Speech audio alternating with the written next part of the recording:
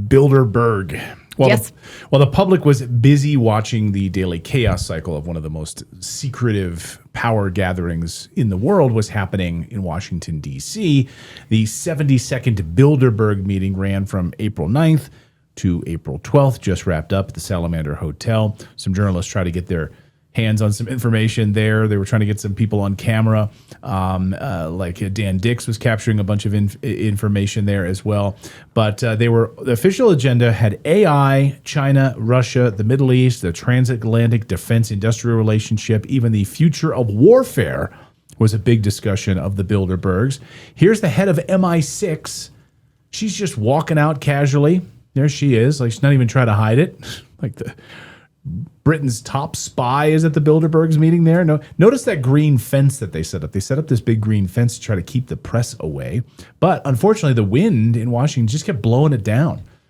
I just hope that's just like, I don't know, that's like a metaphor. I hope that that's a metaphor for all the wind that's blowing this down.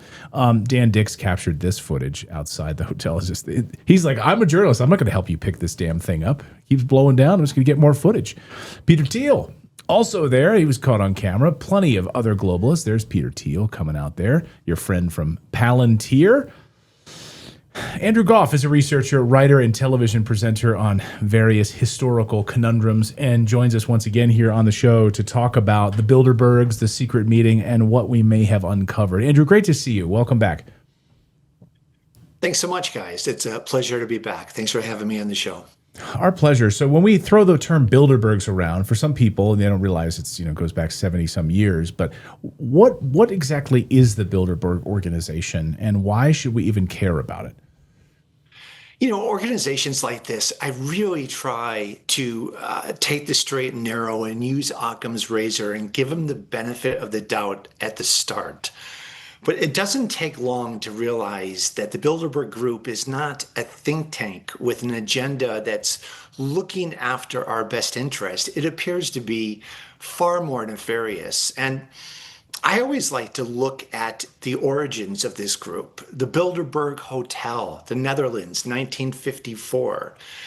Prince Bernhard of the Netherlands created this group of elite, from politicians to media to CEOs of high-tech companies and just international who's who, to come together. Now, what's interesting about him is he was a card-carrying Nazi.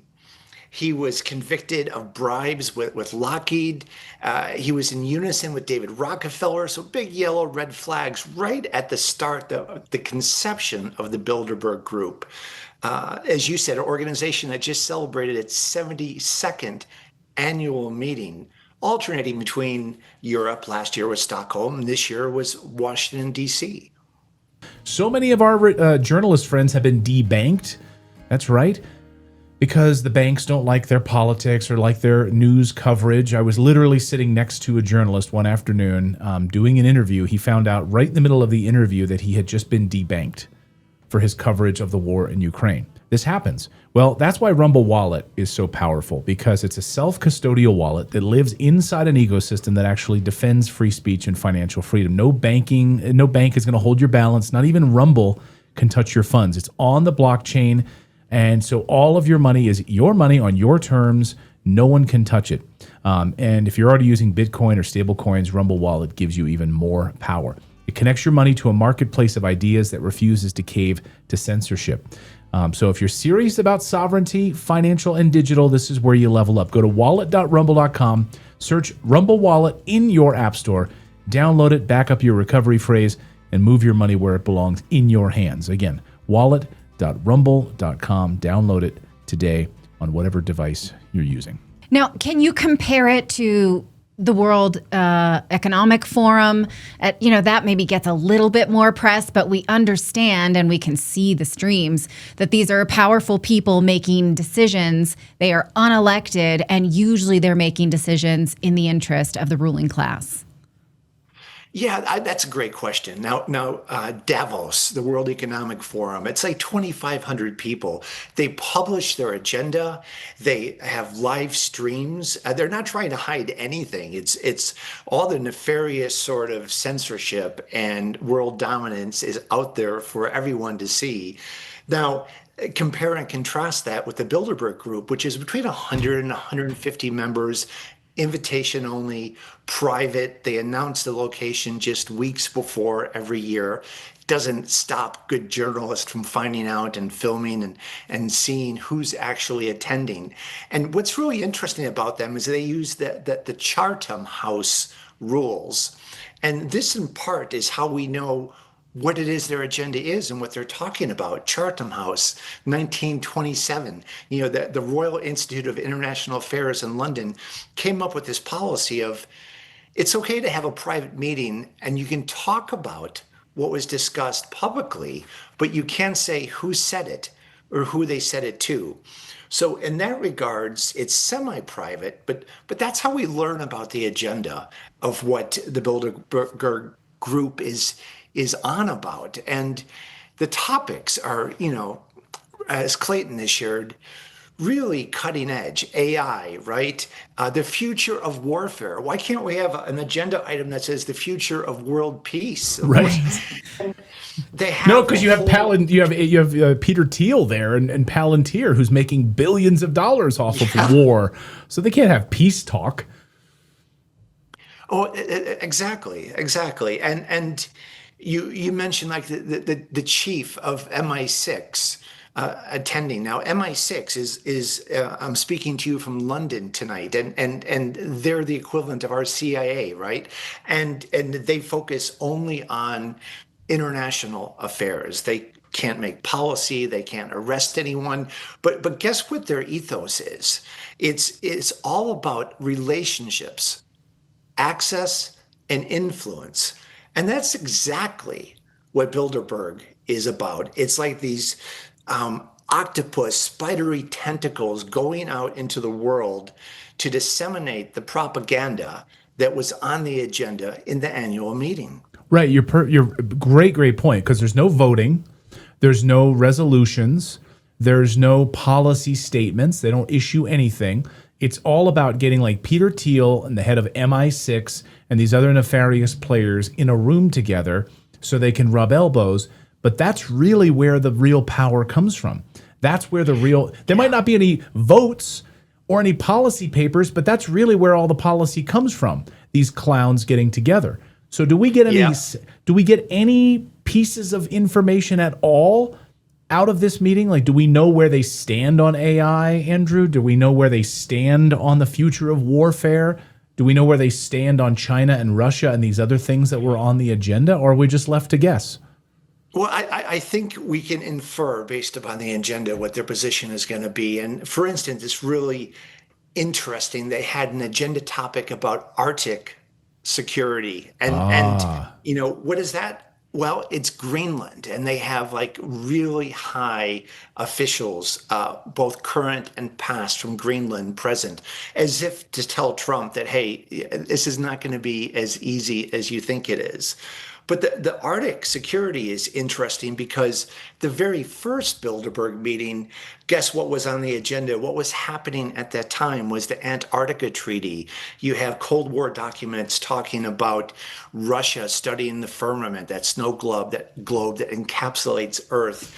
And you need an organization just to make sure you can disseminate the propaganda to control these things. So what's going on with preventing Trump from taking over Greenland? Is there something beyond that they're trying to control? Maybe it's they don't want people talking about BlackRock. What is BlackRock? Well, not the conglomerate, but the magnetic center of the Earth. There's so much that Bilderberg can influence, especially when at its core are all the media heads of the world's leading magazines and newspapers. No, that's such a great point. So very, yeah. Clayton brought up, what are their stances on Russia and China. There are no Eastern leaders. It is all Western leaders and Western press.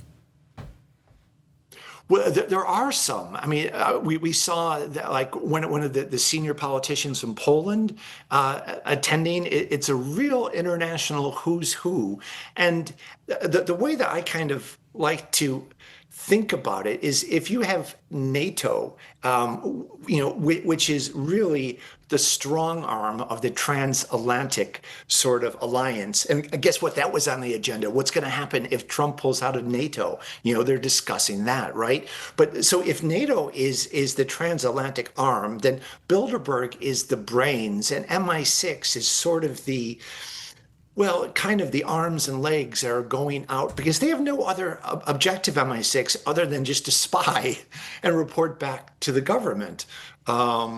And I think it's interesting. It's a really quick aside. MI6, that's James Bond. 007. What's 007? It's the signature of the most famous alchemist in England, John Dee. And so it's almost as though the author of James Bond, Ian Fleming, who himself was, into this whole international spy ring, is trying to tell us that these organizations have an esoteric element to them. They're not just pure think tanks or nefarious organizations. There's something just a bit weird about them. Yeah. Well, yeah, we found that in the Epstein class. Right. Absolutely. Yeah. And so we can't really know how much of that demonic, dirty, satanic, stuff is on the agenda there. We just don't know. Yeah. But we know that a lot of people who protected that were there. So for sure. So we can draw our inferences. And look at the founding fathers, Nazi card carrying. And by the way, I think in 50 years, 100 years for sure, the world's going to look at the Nazi era perhaps differently. Today, if we talk about that subject, we can be extradited to prison. That tells me there's a lot of untruths that have been hidden, a lot of truths that have been hidden about that subject. So it doesn't make the founder of the Bilderberg a bad guy, but he's been convicted of all sorts of nefarious things. And, that's the foundation of this organization. And it really doesn't seem as though it's changed very much over the decades. That's right. It's absolutely fascinating. Andrew, thank you for that. And I've been saying for a while that we are going to war over the Arctic Circle. That is coming. Just look at what's unfolding with these ice cutters, Russia, China, and having control of that area. And if you want to get even more conspiratorial, look at Billy Meyer. Billy Meyer's predictions about the war that is coming to the Arctic. It's going to happen. It's going to happen. So I think you're absolutely right. I mean, look at Trump trying to acquire. We have Alaska, right? Then the Canada, then Greenland. You've surrounded BlackRock, and that's a whole nother subject as to why that is so important. Yeah, I mean, that shipping lane just absolutely vital as that ice begins to melt. Andrew, great to see you. Thank you so much. Thanks for staying up late for us over there in London. We really appreciate your thoughts on that, especially given the fact that the head of MI6 from your neck of the woods was in attendance, showing her face. Thanks so much, Andrew. Great to see you. My pleasure.